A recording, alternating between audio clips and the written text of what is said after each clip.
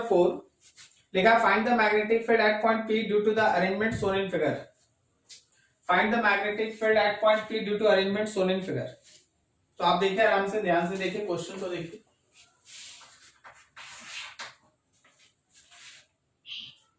Question में कुछ ऐसा है,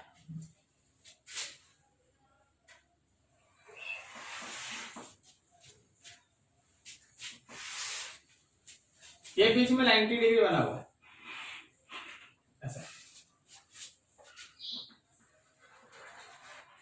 यहां पे एक पॉइंट है P, यहां पे एक पॉइंट है P, यहां से यहां तक का डिस्टेंस है D। इधर से करंट आ रहा है और इधर करंट जा रहा है। इन्फिनिटी से कहीं से करंट आ रहा है, इन्फिनिटी से कहीं से करंट आ रहा है और ये करंट फिर इन्फिनिटी को ही जा रहा है ऐसा। बीच में एंगल है 90। आपके पास यहाँ पे पॉइंट है, आपसे बोला गया है कि अगर इसमें फ्लो करने वाले करंट का वैल्यू I है, ये I करंट अगर फ्लो कर रहा है।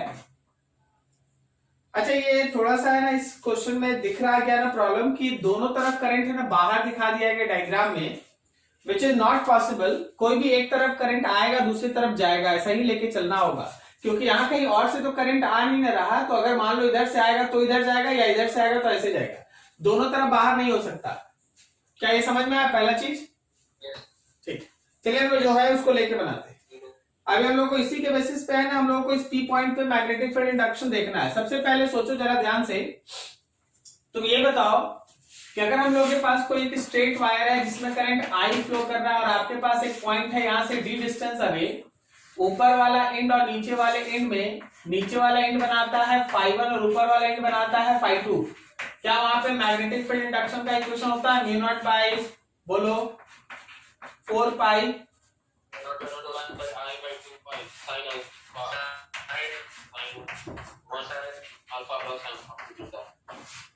साइन φ1 प्लस साइन φ2, यही है ना? Mu naught bye 4 pi I by D sign φ1 plus sign φ2। लेकिन देखने वाला बात क्या है ना, यहाँ पे जो तुम्हारा φ1 एंगल है उसका डायरेक्शन और जो φ2 एंगल उसका डायरेक्शन अपोजिट में है। ठीक है, अब चलो यहाँ पर एक पार्ट को देखो, एक पार्ट लो, इस पार्ट को अभी थोड़ी देर के लिए आप इसको बोल दीजिए। इस पार्ट के लिए देखिए, तो जब आप इसको ऐसे आगे बढ़ाएंगे, जब आप इसको ऐसे आगे बढ़ाएंगे तो यहां से आपको लेना पड़ेगा एक परपेंडिकुलर, क्योंकि आप जो D लेते हैं, आप जो इस फॉर्मूला में D लेते हैं वो होता है परपेंडिकुलर डिस्टेंस। ठीक है, तो आप ये D नहीं ले सकते। अगर ये टोटल 90 है तो ऑब्वियसली ये बीच का एंगल 45 है। आपका ये D यहां से यहां तक का वैल्यू है, तो क्या ये D/√2 है? समझ में आया? तो जो परपेंडिकुलर डिस्टेंस लेना वायर से इस पॉइंट का, जो परपेंडिकुलर डिस्टेंस लेना वो हम लोग D नहीं लेंगे, D की जगह कितना लेंगे? D/√2। एक काम हो गया। अब दूसरा देख, हम लोग क्या करते हैं कि जो परपेंडिकुलर से, देखना यहां फिगर आना, जो परपेंडिकुलर लाइन है वहां से P पॉइंट जो एंड्स के साथ एंगल बनाता है उसको लेते हैं। इसका मतलब आप ये एंगल लीजिएगा एक, ये परपेंडिकुलर हो गया, यहां से एक एंगल ये लीजिएगा क्योंकि एंड यहां है, और दूसरा एंड इंफिनिटी पे है, तो क्या दूसरा एंगल हम लोग 90 लेंगे? इसका मतलब मैग्नीट्यूड देखना, इसका मतलब ये है कि φ1 अगर हम लोग 45 लेते हैं तो φ2 हम लोग 90 लेंगे। But the problem is that कि दोनों का मेजरमेंट एक ही तरफ हो रहा है। क्या सही है? तो एक माइनस एक plus. So for one part of wire के किसी एक पार्ट की वजह से अगर हम लोग डिफरेंट लिखते हैं, then it should be equals to mu not by 4 pi I by D perpendicular sign of φ1 plus sign of φ2, sign of φ1 plus sign of φ2। So it is d1 is equals to mu not by 4 pi I d by √2, bracket में sign of minus, क्या ये -1/√2 है? और sign 91 है। ठीक है, तो मेरे पास d1 का वैल्यू हो गया mu not by 4 pi √2i/d 1 - 1/√2। चलो अब देख के बताओ। मान लो इस पोर्शन को 1 कह देते हैं, इस पोर्शन को 2 कह दिए, तो 1 की वजह से 1 के डायरेक्शन ऑफ करंट को देखो, बताओ इस पी पॉइंट पे मैग्नेटिक फील्ड बोर्ड के अंदर है या बाहर? समझ में आया सबको? ऐसे होल्ड करेंगे तो फिंगर इधर अंदर जाएगा, इधर बाहर आएगा। तो पी पॉइंट पे ये मैग्नेटिक फील्ड है बाहर, आउटवर्ड। अब चलो जरा यही सारा काम आप इस सेकंड पोर्शन के लिए कर लीजिए। ये सेकंड पोर्शन का आप लाइन ऑफ एक्शन आगे बढ़ाएं तो ये रहा तुम्हारा डी परपेंडिकुलर, d/√2 ही आएगा। फिर से आप एक एंगल लीजिएगा तो 45 आएगा, दूसरा एंगल लीजिएगा 90 आएगा, मतलब सब कुछ सिस्टमैटिकली सेम। अगर आप B2 लिखिएगा, ये B1 था, अगर आप B2 भी लिखिएगा तो उसका भी मैग्नीट्यूड यही होगा, mu not by 4 pi √2i/d 1 - 1/√2। अब बताओ जरा डायरेक्शन 2 की वजह से यहाँ फील्ड का डायरेक्शन बताओ। सबको समझ में आ रहा है? सबको बाहर है, तो ये भी बाहर है। अगर ये दोनों ही बाहर है तो जब हम लोग बी नेट लिखेंगे तो क्या ये दोनों कैंसिल होगा कि दोनों ऐड हो जाएगा? दोनों ऐड हो गया, तो just multiply with 2 root mu not by 4 pi √2i/d bracket में 1 - 1/√2 and all multiplied with 2, and the net field is according to direction of current we assume net field is outward. According to direction of current we assume, जैसा कि हम लोग current इधर से लाके इधर भेजे हैं, net field at this point is outward. P point पे जो नेट फील्ड है वो आउटवर्ड, 1 भी आउटवर्ड है, 2 भी आउटवर्ड है, दोनों का फील्ड का सम करेंगे तो net magnetic field induction should be outward. क्या ये समझ में आया?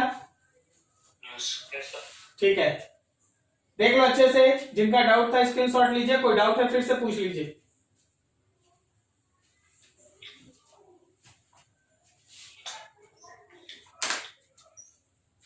एंगल क्यू माइनस है, ये समझ में आया? हाँ, दोनों एक डायरेक्शन में आए तो एक प्लस एक माइनस लेना होगा, जबकि डेरिवेशन जो हम लोग किए थे उसमें दोनों अपोजिट में था तो प्लस आया था।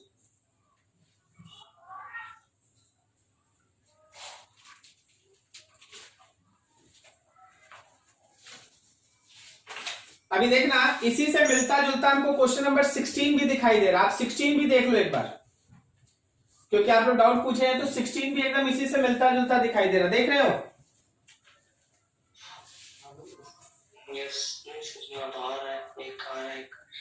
हाँ, ये ठीक है, वैसे ही है, वैसे ही देखिएगा 16।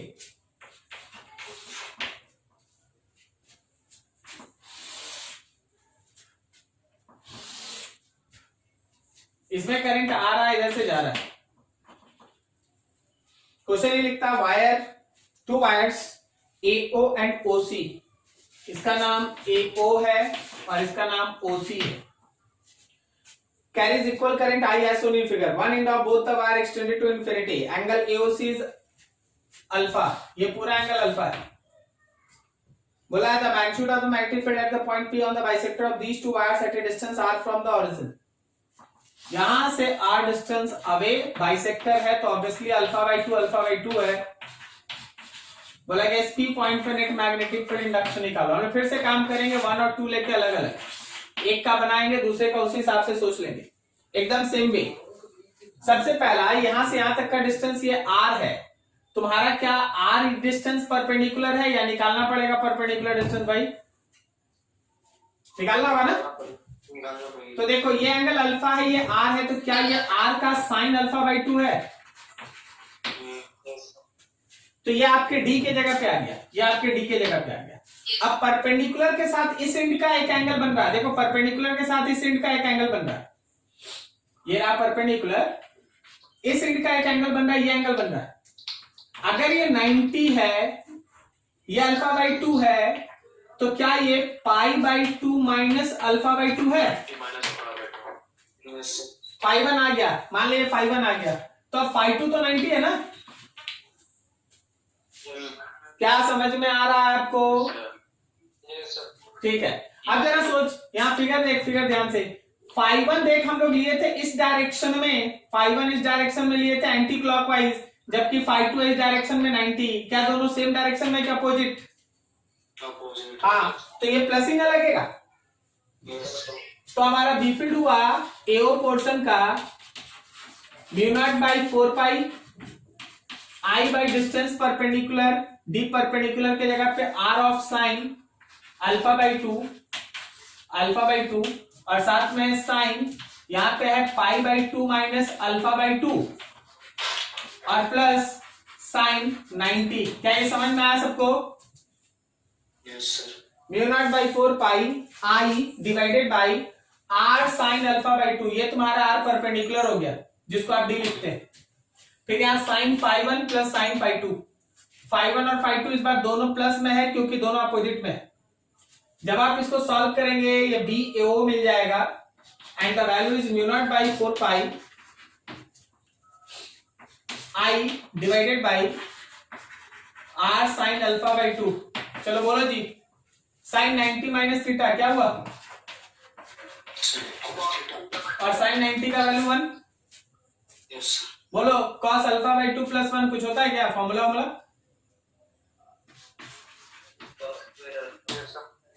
क्या होता है? μ0/4 आर साइन α/2। यहां बोलो क्या बोल रहा है? 2 cos स्क्वायर α/4। तो यहाँ साइन α/2 को भी तो तुम तोड़ के लिख सकता है ना?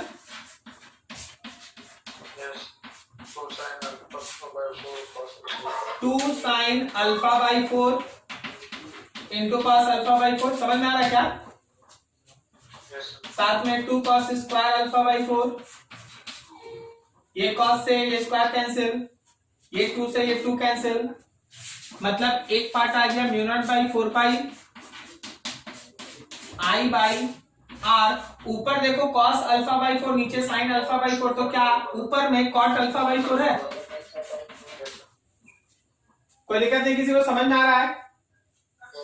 सिंपल मैथमेटिक्स चल रहा है। अब जरा गौर करो, बताओ वन का पी पॉइंट पे मैग्नेटिक फील्ड ऐसे होल्ड करेंगे ना, अंदर या बाहर? बाहर। वेरी गुड, सही है सबका? क्या हम लोगों का सीओ का भी सेम वैल्यू आएगा? परपेंडिकुलर डिस्टेंस उतना ही होगा, एंगल उतना ही है, दूसरा एंगल 90, सब सेम वैल्यू। यस। तो μ0/4 I cot α/4 divided by r. Direction बोलो, डायरेक्शन बाहर। क्या फिर से दोनों मैग्नेटिक फील्ड बाहर है, तो अगर तुम नेट निकालना चाहो तो दोनों को ऐड कर दो, your answer v1 plus v2। दोनों को सिंपली ऐड कर दीजिए, आपका आंसर। क्या समझ में आ रहा है? ठीक, देख लो अच्छे से, कहीं कोई डाउट है पूछ लो। हाँ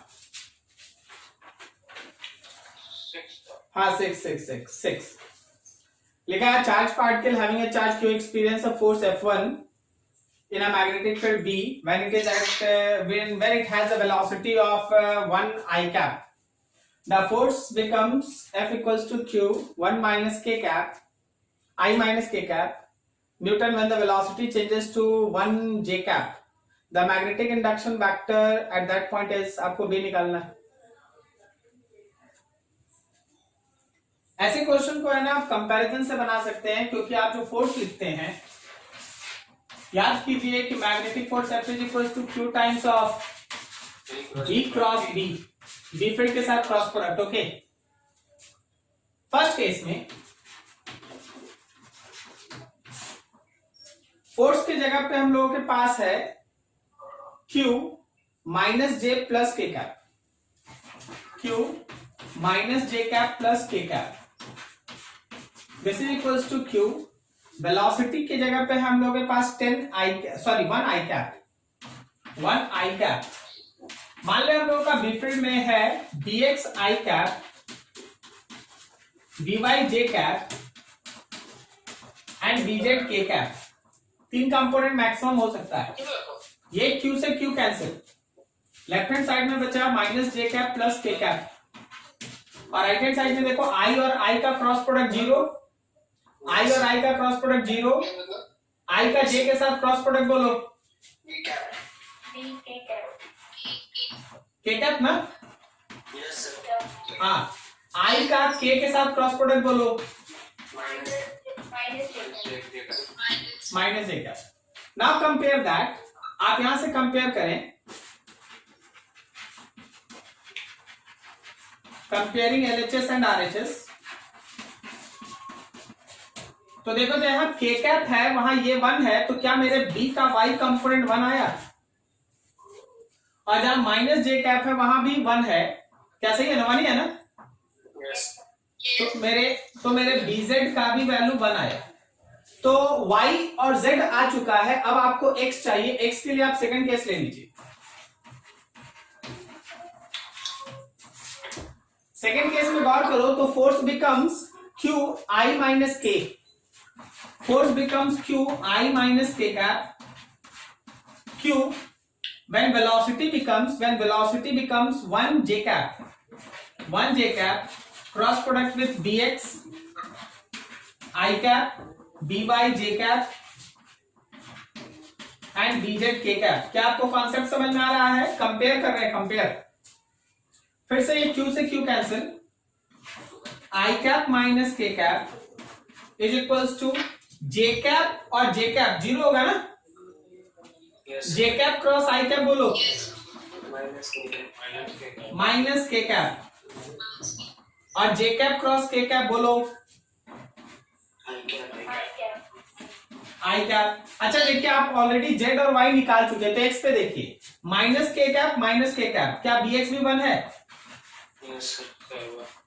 BX भी 1, समझ में आ रहा है ना? तो तुम्हारा बीफील्ड का तीनों कंपोनेंट 1 1 1 है, तो जो आप बीफील्ड लिखेंगे वो BX I cap, B by J cap और BZ K cap, this is your value of magnetic field induction. ठीक है, 1 I cap plus 1 J cap plus 1 K cap Tesla, ये ऑप्शन इज देयर। क्या ये समझ में आया? Just go through comparison. अब यहां पे एक चीज बता दे, याद रखना कि vector does not allow division.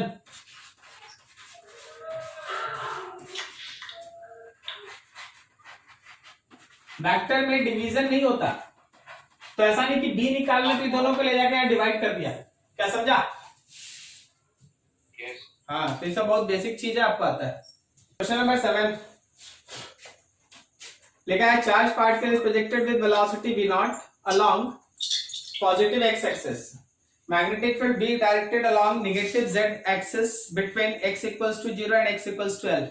The particle emerges out at x equals to L at an angle of 60 degree with the direction of projection. Find the velocity with which the same particle is projected at x equals to 0 along positive x-axis, so that when it emerges out at x equals to L, its angle made by it is 30 degree with the direction of projection.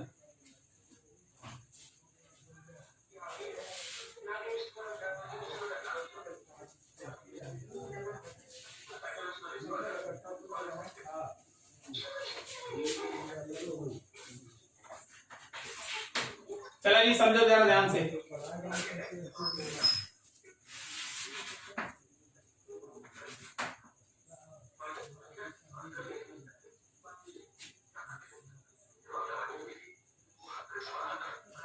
ये मान लो x axis, ये y axis, बोलो जी z axis किधर है?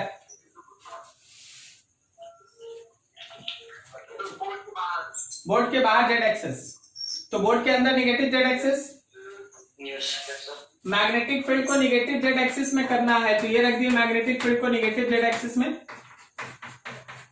कहां तक करना है, कहां तक करना है? तो क्वेश्चन बोल रहा है क्या ना, क्वेश्चन का कहना है कि x इक्वल्स टू 0 से लेके x इक्वल्स टू 0 से लेके x इक्वल्स टू L तक, x इक्वल्स टू 0 से x इक्वल्स टू L तक मैग्नेटिक फील्ड ये रहा जी आपका। ठीक है, अब समझिएगा थोड़ा ध्यान से। बोला गया, चल ठीक है। अब बोला गया कि इस ओरिजिन पे कोई चार्ज पार्टिकल एक वेलोसिटी v से इंटर किया, तो बताओ उस पे फोर्स किधर लगेगा, बोलो। मान ले चार्ज q है, y की तरफ, कैसे है ना, बेफिड अंदर, थंब इधर, पाम ऊपर, तो इधर कहीं फोर्स लगेगा। इसी फोर्स को ध्यान में रख के फॉर्म सर्कुलर पाथ, करेक्ट। ये पाथ सर्कुलर है या पैराबोलिक है? Always circular. ये पाथ सर्कुलर है, तो सर्कल है, तो ये रहा उसका रेडियस, ये यहां सेंटर, ओके, यहां सेंटर, फोर्स लगा इधर, सेंटर बन गया ये, तो ये भी तो रेडियस है, नहीं समझ रहा है? Yes sir. अब देख, जब यहां से निकला तो क्वेश्चन कहता है कि जो डायरेक्शन ऑफ प्रोजेक्शन था उससे 60 डिग्री एंगल बना के निकला, हम 60 डिग्री को थीटा लिख दिए। तो अगर ये थीटा है तो क्या ये 90 माइनस थीटा है? Yes sir. और फिर से अगर गौर करो तो क्या ये थीटा है, और अगर ये थीटा है तो ये भी तो थीटा है ना? Yes sir. क्या आप समझ पा रहे हैं फिगर को? फिगर में आंसर है, यस सर। ठीक है ना? सही है। अब जरा गौर करना, यहां से आओ, तो क्या हम लोग साइन थीटा को परपेंडिकुलर बाय हाइपोटेनस लिख देते? तो sine theta is equal to जो भी इसका लेंथ था l डिवाइडेड बाय r, सही है। क्या रेडियस को लिख सकते हैं mb बाई bq? इसका मतलब l bq बाई mb, नहीं समझा? Yes sir. क्वेश्चन का अब दो केस, पहला देखना, first case sine 60 degree, L वही है, बी वही है, चार्ज वही है, मास वही है, वेलोसिटी है v0, ना, हाँ v0। सेकेंड केस में बोला है कि देख भाई, निकलते समय बनना चाहिए 30 डिग्री, करेक्ट। एल वही, बी वही, क्यू वही, मास वही, नया वेलोसिटी निकालो। क्या बोलता है? दोनों को डिवाइड कर दे, भी निकाल, बन जाएगा ना? यस। तो अभी आपके पास हो गया साइन 60 बाई साइन 30। देखो सब कट ही रहा है, नीचे वाला भी ऊपर चला जाएगा, तो v बाई v0, भी निकाल दीजिए, जो आया वही आंसर। क्या आपको समझ में आया? यस। ठीक, नोट कीजिए अच्छे से।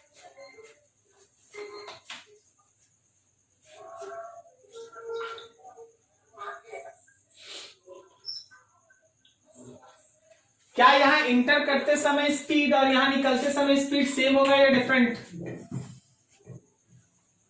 स्पीड सेम होगा, बिल्कुल सही। नहीं, स्पीड सेम होगा, एकदम सही बोल रहे थे, एकदम सही। स्पीड सेम होगा, वेलोसिटी में चेंज हो जाएगा। मैग्नीट्यूड ऑफ वेलोसिटी, जिसको आप स्पीड कहते हैं, वो कांस्टेंट है। अब बोलो, क्या वेलोसिटी कांस्टेंट है? बिल्कुल सही, not constant, variable. Direction vary कर रहा है, सही है। अच्छा, ये वेलोसिटी का मैग्नीट्यूड कांस्टेंट क्यों हो जाता है?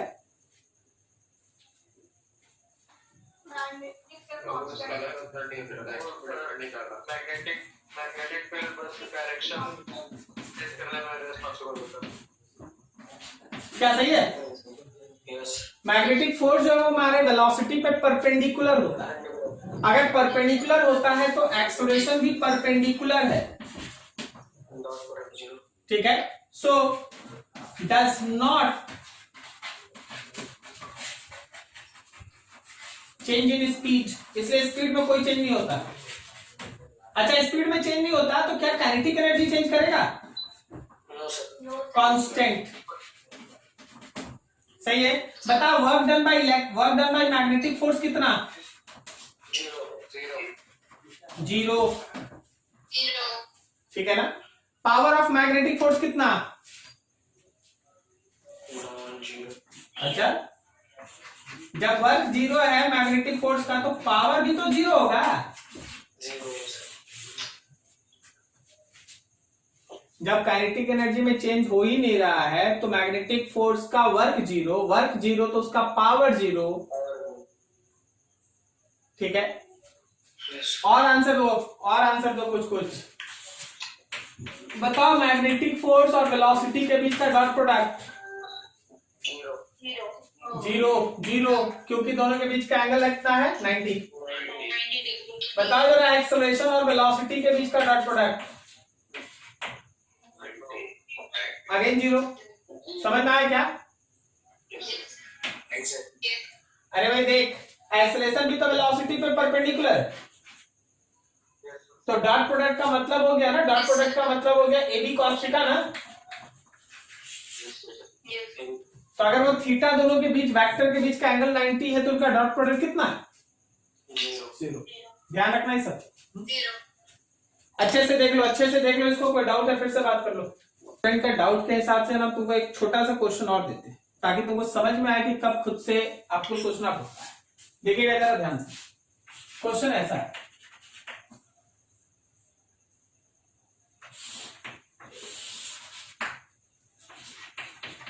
यह ऑरिजिन है, यहां से एक बॉडी है जिसका mass m charge q, it is projected with velocity v at an angle theta. बोला क्या ये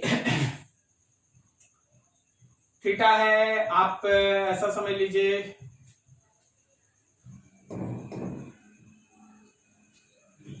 यहां पे कोऑर्डिनेट ये है b² sin 2 theta by 2g, b² by sin 2 theta by 2g। और यहां के बाद एक इस तरह का इनवर्ड मैग्नेटिक फील्ड है बना हुआ। ये इनवर्ड मैग्नेटिक फील्ड पूरा इधर से इधर है ना distributed.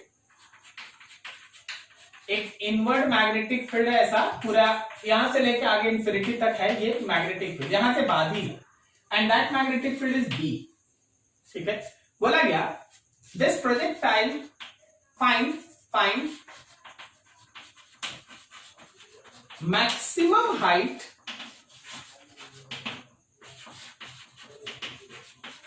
gained by this projectile। इस प्रोजेक्टाइल का जो मैक्सिमम हाइट है उसको आपको बताना है। ठीक है ना,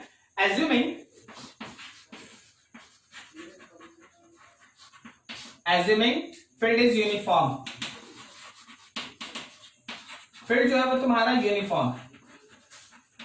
ठीक है, and mg is very less than magnetic force. क्या तुम सोच पा रहा है कि अभी तुम mg को कैसे सोचेगा? क्वेश्चन समझ में आ रहा क्या?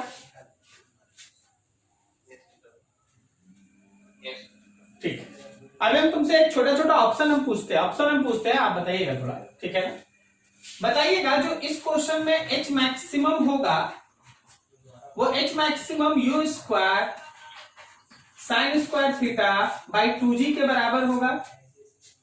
दूसरा जो h मैक्सिमम होगा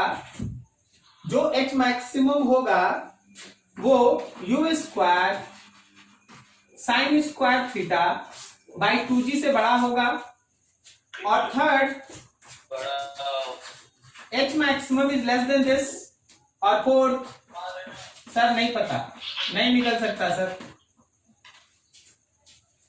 बताइए। बड़ा होगा, ऐसा क्यों? ऐसा क्यों लग रहा है कि बड़ा होगा?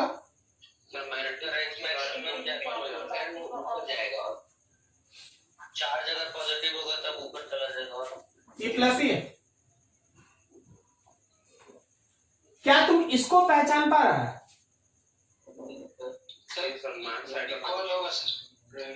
ये कितना है?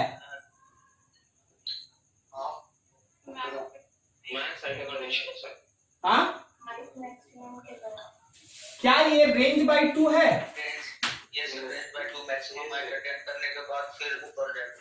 एकदम सही, मतलब ये मैक्सिमम हाइट के बाद मैग्नेटिक फील्ड है। तो जब यहाँ इंटर करेगा तो कुछ अगले स्पीड से करेगा, हमको नहीं पता कितना करेगा। अगर आप निकालना चाहते हैं तो हम तुमको बता देते हैं।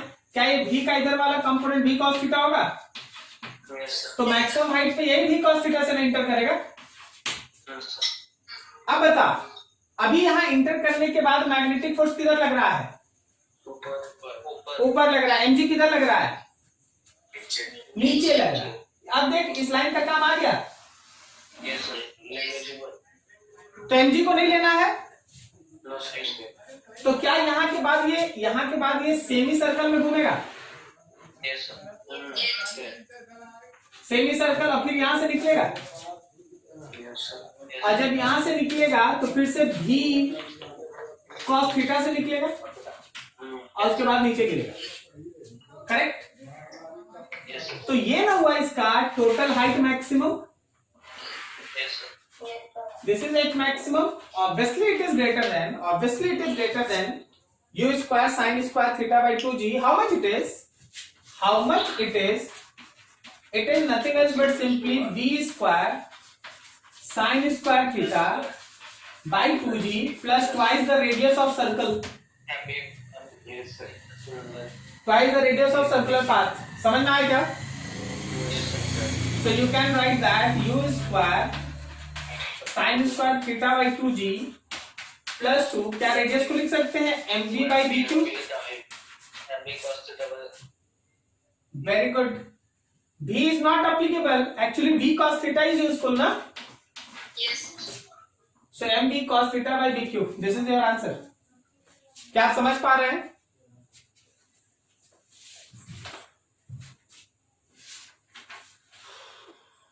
नाइन बोले ना? Yes.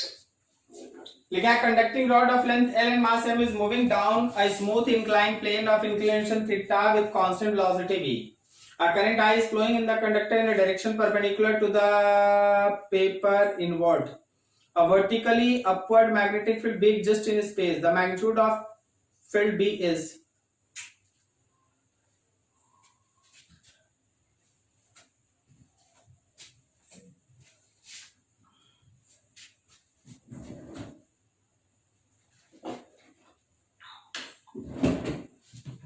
Say this three-dimensional figure.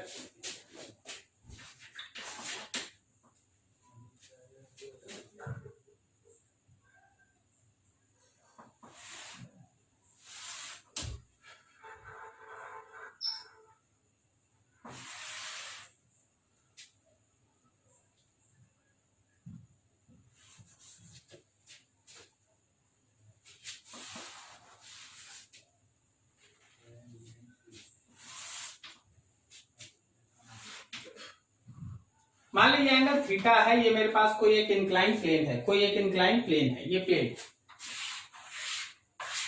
ये कोई एक प्लेन। क्वेश्चन समझना, 3 डायमेंशन है। एक बार तुम क्वेश्चन समझ गए, एक झटके में आंसर आ जाएगा। ऐसा है। अभी इसमें एक कंडक्टिंग वायर इस पे ऐसे रखा हुआ है, जैसे जा conducting wire.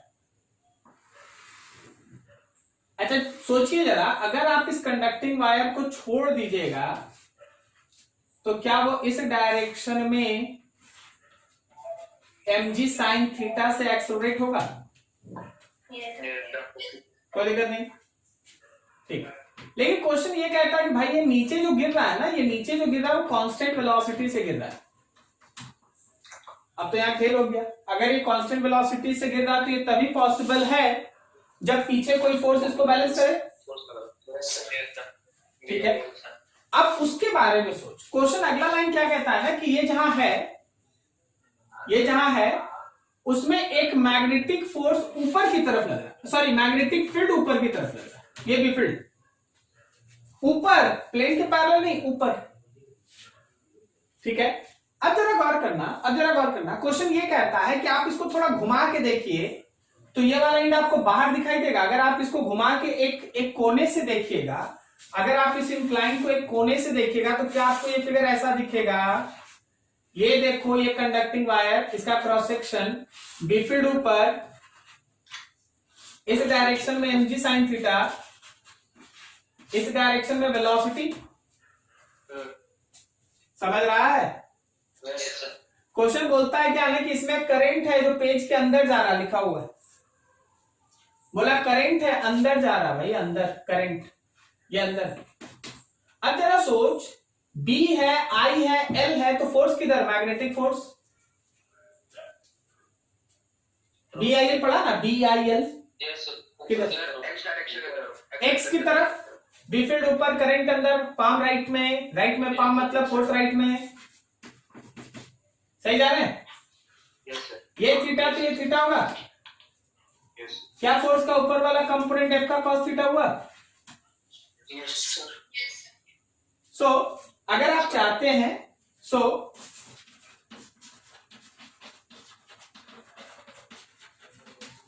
To maintain constant velocity, अगर आप चाहते हैं कि वेलोसिटी कांस्टेंट मेंटेन है, तो जो नीचे वाला आपको mg sin थीटा दिख रहा है वायर पे, और जो ऊपर वाला मैग्नेटिक फोर्स का cos थीटा दिख रहा है, वो बैलेंस होना चाहिए। तो ये mg sin theta magnetic force का मतलब हो गया भाई BIL cos थीटा के साथ बराबर। आपको क्या निकालना था इसमें? B निकालना। So B will be equals to mg sin theta divided IL cos theta. क्या आंसर देखो, फिगर समझ में आया? फिगर समझ में आया? Figure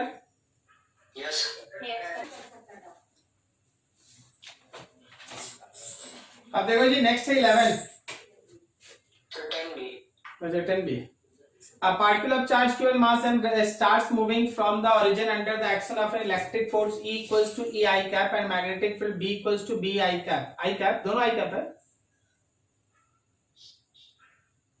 With the velocity V equals to V naught J cap, the speed of the particle will become 2 V naught after a time। उसके speed को बढ़ाने का जिम्मेदारी किसका है? मैग्नेटिक फील्ड या इलेक्ट्रिक फील्ड? इलेक्ट्रिक फील्ड, ठीक है ना। तो बस आप है ना उसको ये देखिएगा कि उसका स्पीड कब है ना 2 V naught हो रहा है, जरा गौर से देखते रहिए।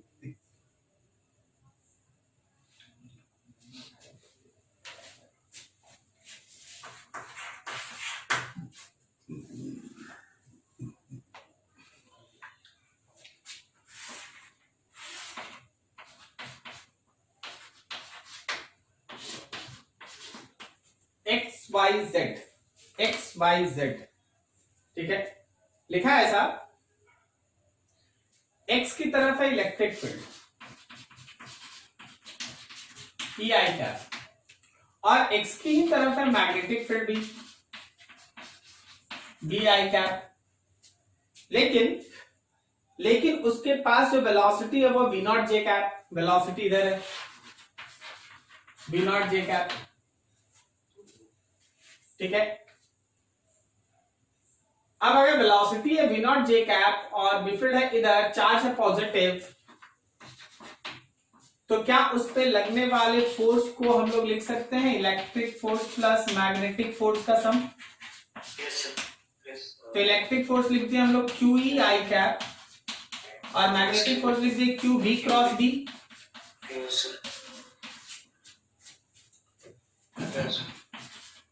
तो ये वैल्यू हो गया क्यू ई आई कैप प्लस क्यू वेलोसिटी है हम लोगों का वी नॉट जे कैप, और ये है बी आई कैप, सॉरी क्रॉस प्रोडक्ट। तो यहां पे ये हो गया हम लोगों का q E I cap plus q B naught B j cross i किसके बराबर? जे क्रॉस आई माइनस के कैप। ये मेरा फोर्स हुआ, ठीक है, ये मेरा फोर्स हुआ। इस फोर्स पे जरा गौर करना, अगर हम यहां से एक्सलेरेशन लिखें तो हम लिखेंगे Q E by M I cap plus Q V not B by M minus के कैप, सही है। Yes, sir. Yes, sir. Yes, sir.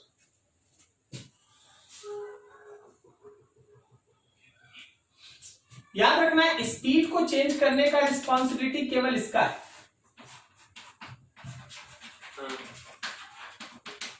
This will change speed. ये क्या करेगा? Circulate change in direction. अभी अगर आपको स्पीड करने का केवल काम करना है, केवल आप स्पीड में चेंज करने का काम करते हैं, तो ये याद रखिएगा कि अकॉर्डिंग टू क्वेश्चन आपका फाइनल वेलोसिटी होना चाहिए 2v0, जबकि इनिशियल वेलोसिटी है v0। आपके पास एक्सेलरेशन है q/m, correct? And you need to find t। Can you have any relation so that you can find t? क्या? अरे यार, v final equals to v initial plus at हो गया। Find t। t निकालो answer.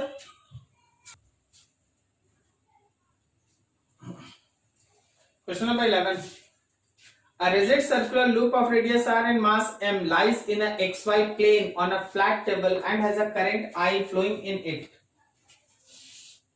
At this particular place, the earth magnetic field B equals to Bx I cap plus Bz k cap. The value of I so that one edge of the loop lifts from the table is a rigid circular loop of radius r.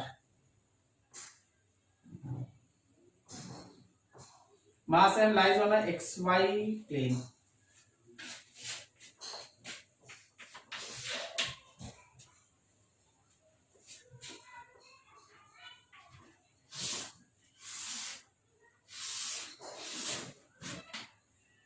ये मान ले table है तुम्हारा। इस table पे आप इसको मान लीजिएगा एक्स एक्सेस, ये आपका Y axis, obviously this one is Z axis. Okay, समझ में आ रहा ना? Yes, sir. इसमें एक सर्कुलर लूप जिसका रेडियस r है उसको रखा गया है x Y plane.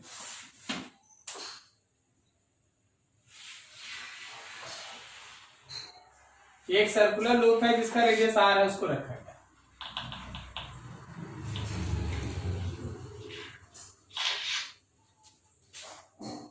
And having current I flowing in it, current I flow कर रहा है। अब यहां पे एक बिफिल्ड भी है, जो हम लोग का बिफिल्ड है उसमें लिखा है Bx I cap and Bz k cap. Bx I cap and Bz k cap. आपको इसमें जो फ्लो करने वाला करंट है, उसका वैल्यू बताना है, ताकि ये एक एज के अक्रॉस में टॉपल हो सके, उठ सके। ऐसे पड़ा हुआ है ना, तो उठने लगे।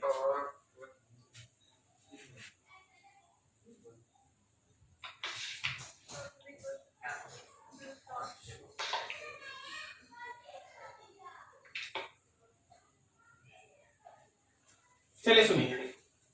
For any current carrying loop, मान लो हम लोग के पास कोई एक करंट कैरिंग लूप है। क्या आपको याद है, आप एम पढ़े हैं, IMA? क्या हम लोग करंट के जगह पे आई लिख दें, एरिया के जगह पे पाई आर स्क्वायर लिख दें? क्या इसका डायरेक्शन k कैप है? अरे भाई, करंट ऐसे घूमेगा, थंब ऊपर आएगा, तो जो थंब का डायरेक्शन वही एम का डायरेक्शन। मतलब इसका एम का डायरेक्शन ऊपर है। अब आप याद करो कि मैग्नेटिक टॉर्क का इक्वेशन आप पढ़े थे, M क्रॉस B, याद है आपको? ठीक है, तो आपके पास M के जगह पे हो गया I pi are square k cap का cross product Bx I cap और Bz k कैप के साथ। क्या बोलता है? k वाला कंपोनेंट तो ऐसे ही खत्म, k और k का क्रॉस प्रोडक्ट 0, k और I का क्रॉस प्रोडक्ट बोलो, I pi are square into Bx k cross I। क्या ये j कैप है? ये टॉर्क है, j कैप फॉर्म। जे कैप के फॉर्म में मतलब समझना थोड़ा कि ये टॉर्क इसको ऐसे घुमाना चाहता है, पलटना चाहता है, सही है। तो बताओ उसको कौन है जो दोबारा खींच के गिरा देता है? mg। mg समझ में आ रहा है? अच्छा मान लीजिए कि ये यहाँ के अबाउट में घूमना चाहता है, ये चाहता है कि ऐसे घूम जाए, ठीक है, ये ना ऐसे घूमना चाहता वाई एक्सिस में, लेकिन इसके पॉइंट के अबाउट में कौन है उसको दोबारा खींच ले रहा है नीचे? mg। कोई हमको बता तो यहाँ पे mg तो इसके सेंटर पे लग रहा है ना, तो सेंटर से यहां तक का परपेंडिकुलर डिस्टेंस कितना है? r। तो देखना, समझना थोड़ा ध्यान से, इस लाइन को समझना। फॉर जस्ट टॉपलिंग, अगर वो जस्ट टॉपल करना चाहता है तो जो टॉर्क mg का होगा वो अप्रोक्सीमेटली जो टॉर्क मैग्नेटिक का उसके बराबर होना चाहिए। Yes sir. तो mg का टॉर्क हो गया mg इंटू r, और ये टॉर्क आप पहले से निकाल के रखे, I पाई आर स्क्वायर और b का x, एक r से ये r कैंसिल, तो आपको चाहिए था I का वैल्यू, तो I का वैल्यू हो गया mg डिवाइडेड बाई क्या जी, पाई r b का x। आंसर देखो एक बार। Yes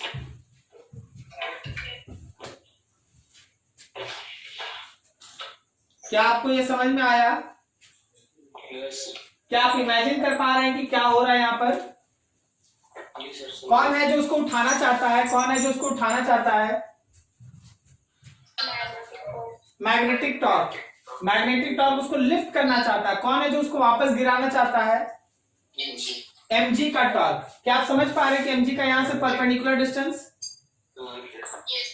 r। अगर आप टॉपल जस्ट चाहते हैं तो mg का टॉर्क और मैग्नेटिक का टॉर्क दोनों ऑलमोस्ट क्या होना चाहिए? बराबर, ठीक है। नेक्स्ट है 11 के बाद 14 लिखा है particle of charge per unit mass alpha q by m दिया जी, released from origin with velocity v equals to v naught I cap in a magnetic field। b का वैल्यू है minus b naught k cap for x less than equals to root under 3 by 2 v naught by b naught alpha and 0 for x greater than this।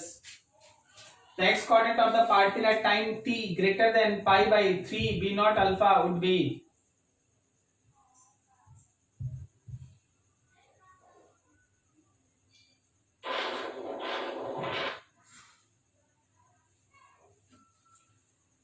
ध्यान से थोड़ा बड़ा है।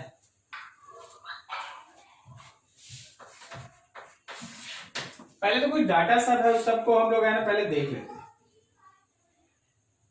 पहले figure देखो,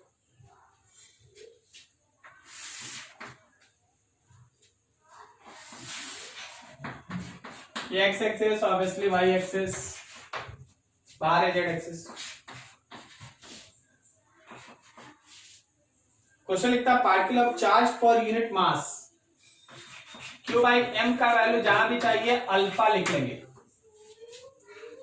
released from origin v not i cap, यहां से इसके पास एक वेलोसिटी है v not i cap. In a magnetic field b equals to minus b not k cap for x less than और इक्वल्स टू दिस। मान ले यहां तक ये एक वैल्यू है x इज इक्वल्स टू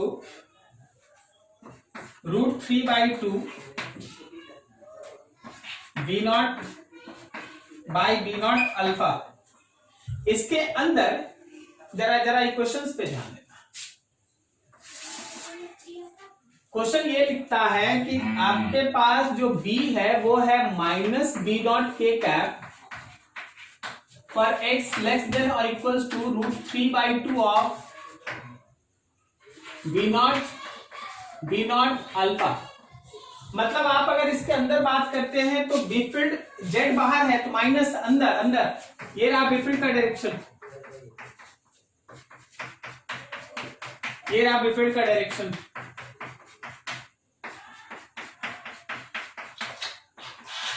ऐसा और बोला कि यही बिफिल्ड का वैल्यू 0 है for x greater than same √3/2 B not alpha. इसके बाद बिफिल्ड नहीं। तो देख एक्चुअली हुआ क्या होगा ना कि यहां से जब ये इंटर किया होगा तो आप समझ पा रहे हैं क्या, मैग्नेटिक फोर्स किधर लग रहा है, ऊपर लग रहा है।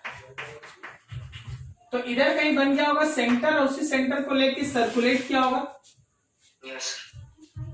फिर यहां से जब निकला होगा उसी स्पीड से निकला होगा। तो मेरा काम है यहाँ का ये थीटा निकालना, और आप देख चुके हैं कि ये थीटा भी हम लोग कैसे निकालते हैं, थीटा 90 माइनस थीटा, फिर ये एंगल थीटा, तो ये एंगल भी थीटा, ये रेडियस, सही है ना। ये वाला डिस्टेंस हम लोग को नोन है, तो क्या हम लोग साइन थीटा बहुत आसानी से ऐसे निकाल लेते हैं जी, साइन थीटा। क्या हम लोग साइन थीटा का वैल्यू ऐसे निकाल लें। मान लें ये डिस्टेंस x लिख देते हैं, x/r, x का वैल्यू है √3/2 ऑफ v0/b0 अल्फा, और रेडियस होता है ना mv/bq, समझे।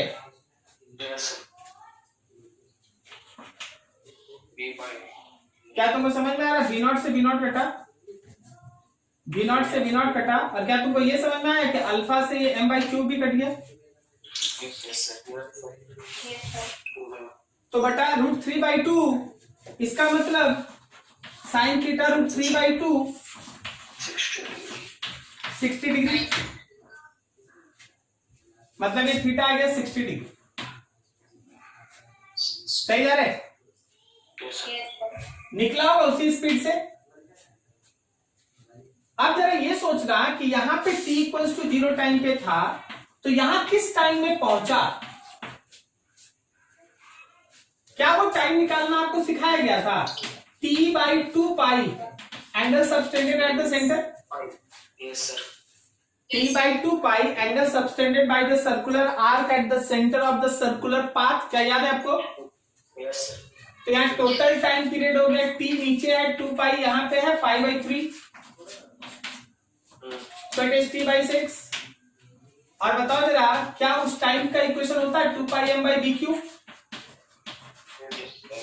नीचे है 6, थोड़ा समझ के 2π/6 एक साथ कर ले भाई। और क्या ये 1/b अल्फा है, 1/b अल्फा, बोलो, ठीक है ना। Yes sir. तो ये हो गया हम लोगों का π/3 ऑफ b0 अल्फा, b0 ले लो, b0 अल्फा। इतने समय में वो यहां से निकलेगा, इतने समय में, मान इस टाइम को हम t0 लिख देते, तो इतने टाइम में वो बाहर निकलेगा। लेकिन क्वेश्चन बोलता है कि आपको इससे ज्यादा समय लेना है। आप अगर मान लीजिए यहां से 2 सेकंड में निकलता है और आपको 5 सेकंड लेना है, फिर से सुनिए, यहां से ये 2 सेकंड में निकलता है और मान लीजिए आपको 5 सेकंड के बाद उसका एक्स कोऑर्डिनेट बताना है, 5 सेकंड के बाद एक्स कोऑर्डिनेट बताना है, तो अगला 3 सेकंड भी तो सोचिएगा ना। यहां से ये चलेगा कहीं, यहां पहुंचेगा, सीधा जाएगा, सीधा। लेकिन हमको केवल उसका एक्स कोऑर्डिनेट बताना है, ये बताना है। यहां t0 टाइम, यहां पहुंचा है t टाइम, तो क्या यहां से यहां तक का उसको समय मिला है t - t0।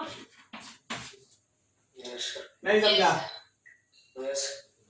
तो ये डिस्टेंस कितना है भाई, that distance will be equals to velocity का cos theta multiplied with time t - t0। एक पार्ट समझ में आ रहा है क्या। Yes sir. तो अब जरा सोच के बताना। नाउ फाइनल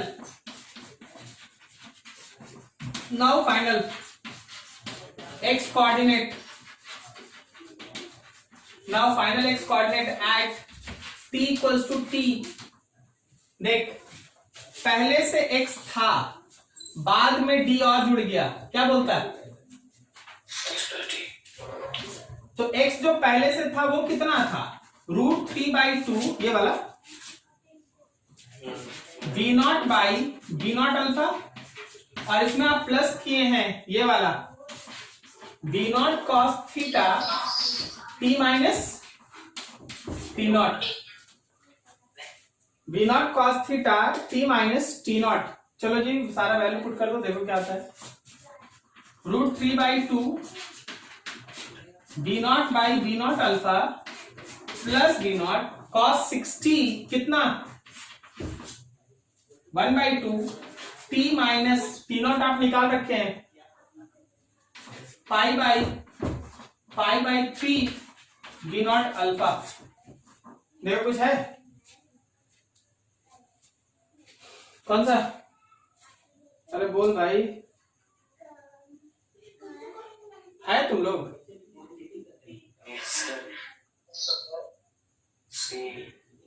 सी वाला ठीक है ना, सी वाला आंसर देख लो एक बार।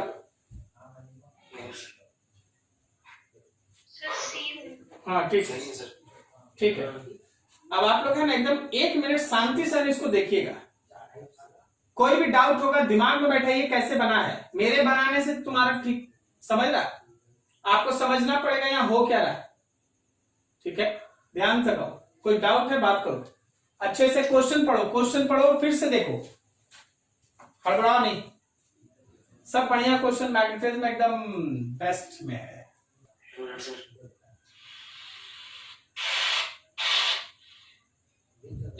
कहाँ गए जी ललित राज? समझ गए? गुड। अच्छा अगर वाई कोऑर्डिनेट पूछ देता तो कोई देख के बताओ वाई कोऑर्डिनेट। हाँ वाई कोऑर्डिनेट, ओरिजिन से थ्रो किए हैं, वाई कोऑर्डिनेट बताना।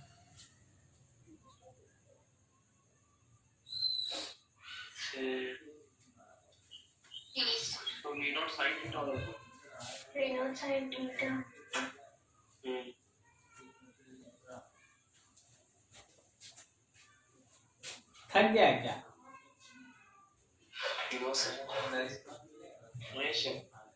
देख वाई कोऑर्डिनेट में तुमको 2 हिस्सा करना पड़ेगा, एक यहां से यहां तक का वैल्यू निकालना पड़ेगा जो तुम्हारा B not sine theta into T minus T not होगा, समझे? और ये भी तो निकालना पड़ेगा ना, ये कितना है? ये r minus are cos theta है। तो टोटल वाई कोऑर्डिनेट हो गया r minus are cos theta और plus we not sine theta T minus T naught. समझ में आ रहा है ना? तो वाई कोऑर्डिनेट अगर लिखना पड़ गया तो r minus are cos theta plus we not sine theta T minus T not, और वही सब कैलकुलेशन का डाटा पुट करना पड़ेगा, ठीक है?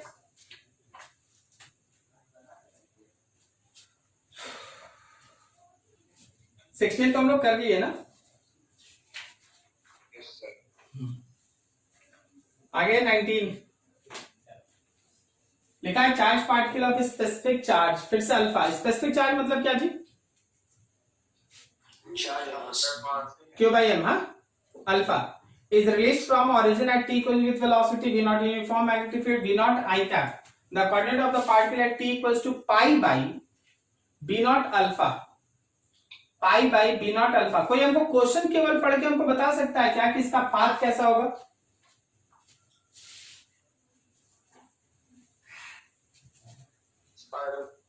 Spiral, very good. Helical path, ठीक है ना? ज्यादा अगर आप अपना कॉपी देखते ना मैग्नेटिज्म का तो एकदम इसी तरह का एक क्वेश्चन आपको उसमें कराएंगे। सबसे पहले जो हम बोल रहे हैं उस चीज को जरा ध्यान से समझिएगा। आपके पास वेलोसिटी है v नॉट आई कैप और v not J cap, v not I cap v not J cap, और तुम्हारे पास वेफिल्ड है v नॉट आई कैप। इसका मतलब ये वेलोसिटी का पैरेलल कंपोनेंट है और ये वेलोसिटी का परपेंडिकुलर कंपोनेंट है, सही है? आप याद कीजिए जब आप रेडियस लिखते हैं तो आप लिखते हैं mv का perpendicular component by V Q. तो क्या ये रेडियस हो गया m v not by v not q by m को अल्फा लिख लेंगे बाद में। जहां भी हम लोग का q बाई m आएगा वहां हम लोग बाद में अल्फा लिख लेंगे, ठीक है? ये रेडियस हो गया। क्या आपको टाइम पीरियड याद है? 2 pi m by V Q. चलो क्यू बाई एम कर देते हैं, तो क्या ये 2πm बाई बी अल्फा आएगा? Yes sir. अच्छा, आपको याद होगा pitch B parallel into T, एक पैरेलल है टू टाइम तो बी पैरेलल हो गया वी नॉट और यहाँ हो गया 2π बाई बी अल्फा पिच है। ये बस हम रिपीट करा दिए जो आप पढ़े थे। अब आप क्वेश्चन पे देखिए, क्वेश्चन एक टाइम देता है, टाइम बोलता है कि pi by B not alpha. According to question चलो तो जिस टाइम में तुमको बात करना है वो pi by B not alpha, remember this, क्या वो इस टाइम का आधा है? मतलब ये टाइम पीरियड का आधा है। इसका मतलब इतने देर में सेमी सर्कल बन सकता है, सही है ना? ठीक है, अब फिगर देखना, समझना। ये मान ले एक्स एक्सेस, वाई एक्सेस, इधर है जेड एक्सेस, अंदर है नेगेटिव जेड एक्सेस। आपके पास जो वेलोसिटी, अगर आप उस वेलोसिटी पे गौर करेंगे, जो आप वेलोसिटी पे गौर कीजिएगा तो एक वी नॉट इधर है, एक वी नॉट इधर है, जबकि बी फील्ड इसी डायरेक्शन में है बी नॉट।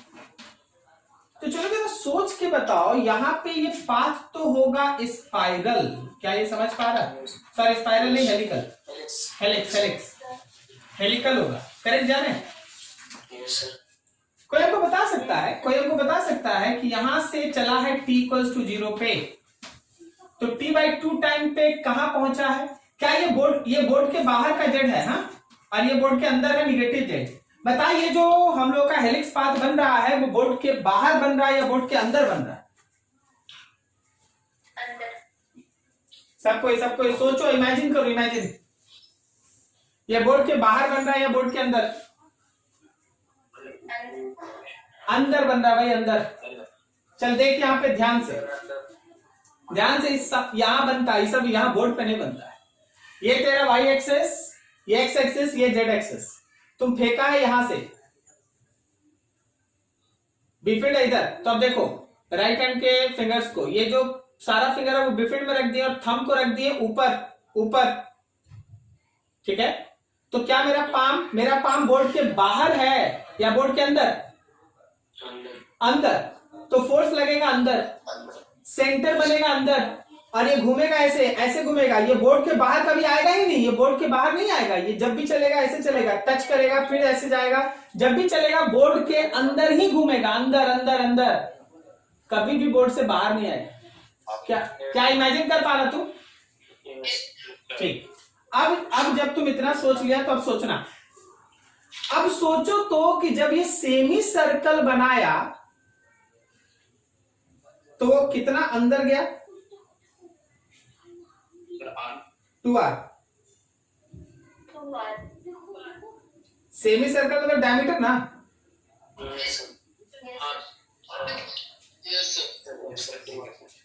2r अंदर गया तो जेड कोऑर्डिनेट हो गया -2r,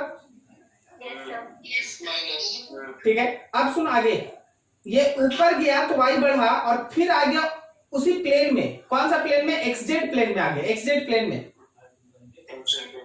तो y कितना? 0, y 0, सही है?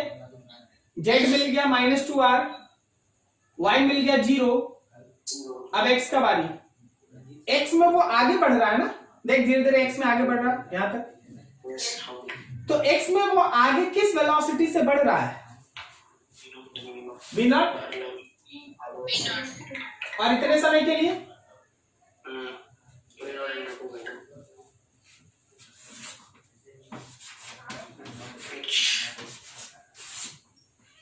x coordinate is v naught into t/2।